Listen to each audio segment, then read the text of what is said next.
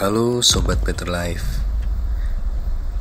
Terima kasih telah kembali di channel Better Life Indonesia. Sekarang kamu berada di playlist horror misteri. Dan bagi kamu yang ingin kisahnya kami angkat di podcast ini, cek kolom deskripsi ya.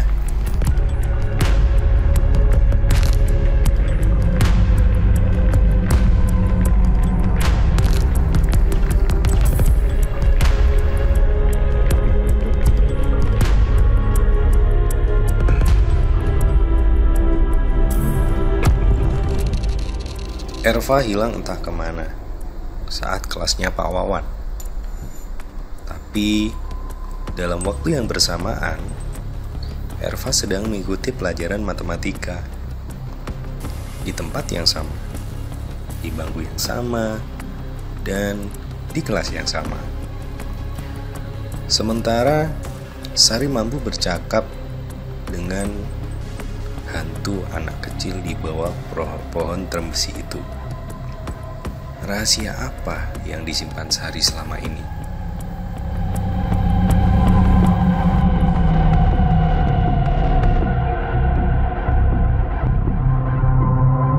Bulan kedua musim penghujan tahun 1980. Cuaca hari ini tak bersahabat. Sejak siang, hujan sangat deras hampir di seluruh kota. Erva yang sehari-hari pulang sekolah, jalan kaki menuju perempatan. Kali ini harus ikhlas untuk berjalan tertatih. Selangkah dua langkah berlari, ia harus berteduh di bawah pohon atau tuku, atau apapun yang bisa untuk berteduh. Atau kalau tidak, seragam dan sepatunya bisa basah kuyup. Dan yang paling ia khawatirkan adalah jika buku tugas matematika terkena air sedikit saja, tamatlah riwayatnya. Nantinya pasti bakal dijemur seharian di bawah tiang bendera oleh Pak Wawan, guru yang pastinya dia sangat benci. Tapi dia sama sekali tidak bisa menghindar dari keadaan itu. Karena mendung tak kunjung pergi dan hujan tak kunjung usai, hingga matahari sama sekali tak nampak. Tinggal 5 menit lagi sudah pukul 3 sore. Belum juga ada bus lewat. Erva harap-harap cemas, khawatir tak bisa pulang di hari itu. Lalu mau tidur di mana nanti? Apakah tidur di depan toko? Karena bus terakhir merapat di jam 3 sore di perempatan. Sedangkan sekarang sudah jam berapa? Erva, teriak Sari turun dari mobil ayahnya, sebuah mobil sedan mewah Toyota Corolla DH.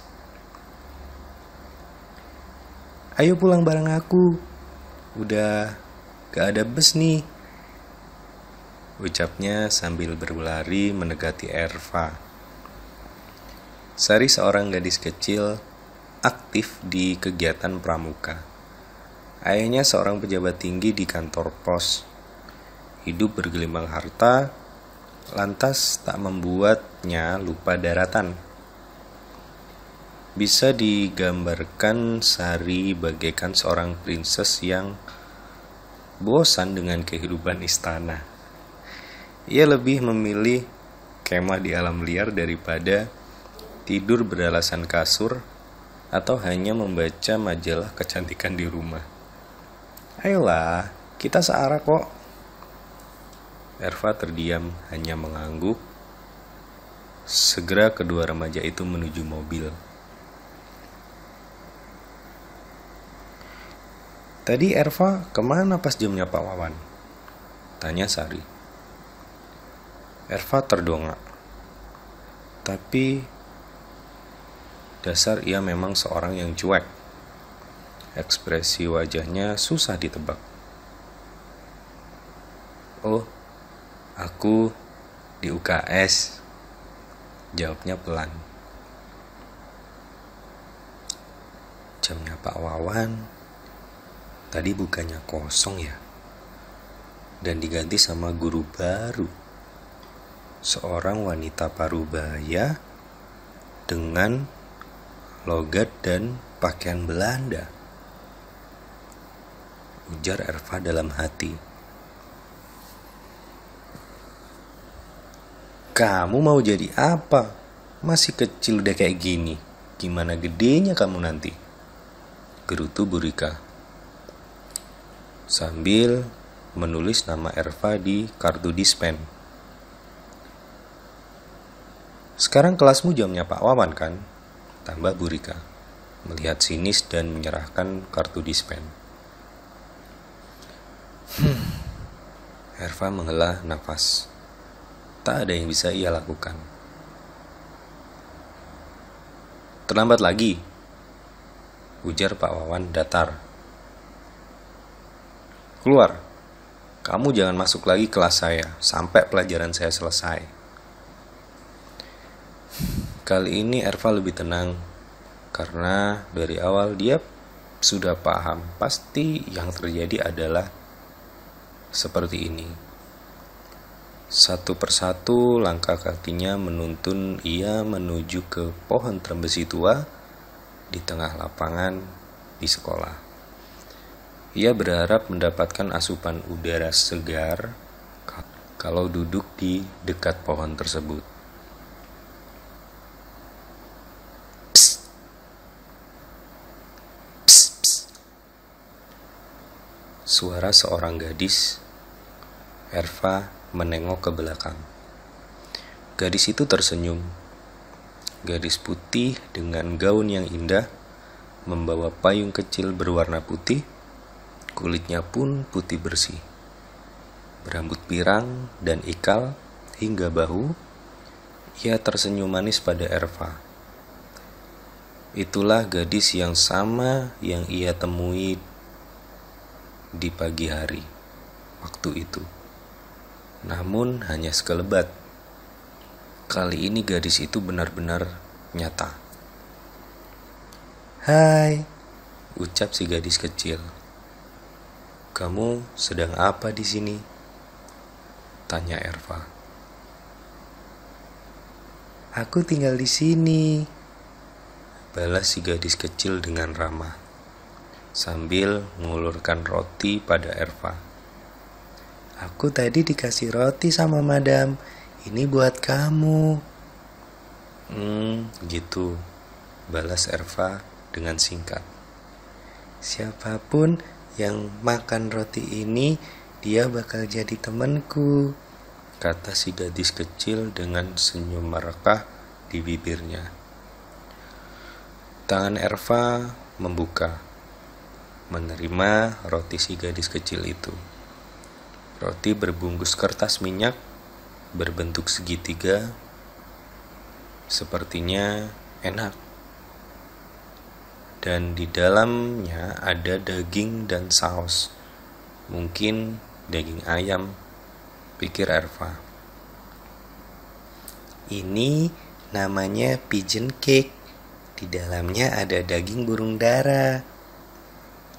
Sambut si gadis kecil seakan tahu apa yang dipikirkan oleh Erva. Gitu. Aku makan ya. Erva membuka mulutnya.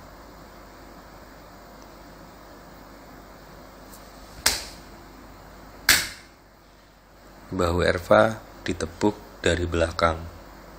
Hei, kamu kok ngelamun toh? Bentak Sari dari belakang. Mata Erva sontak berkunang.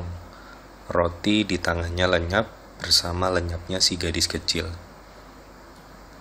Berganti dengan wajah garang dari Sari yang marah dan berkaca pinggang. Di bawah pohon tuh nggak boleh ngelamun, bisa kesambet lo kamu. Tambah si Sari khas cerewetnya cewek gitu.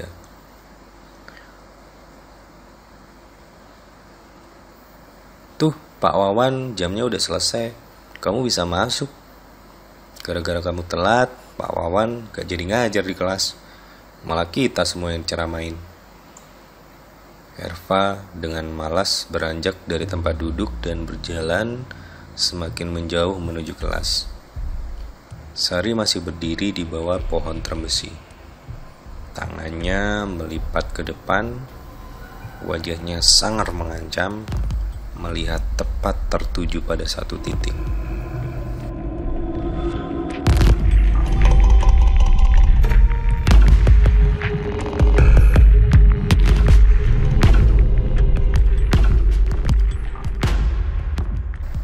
Wis, gak ono ceritane saiki kue temenan tak pateni. Artinya, sepertinya kali ini aku akan benar-benar membunuhmu. Itu yang diucapkan Sari dalam bahasa Jawa. Prober kill all the count. Coba saja bunuh aku, kalau kau bisa, jawab si gadis kecil dengan menggunakan bahasa Belanda. Mereka berdua saling pandang, sinis, mengintimidasi, dan mengancam.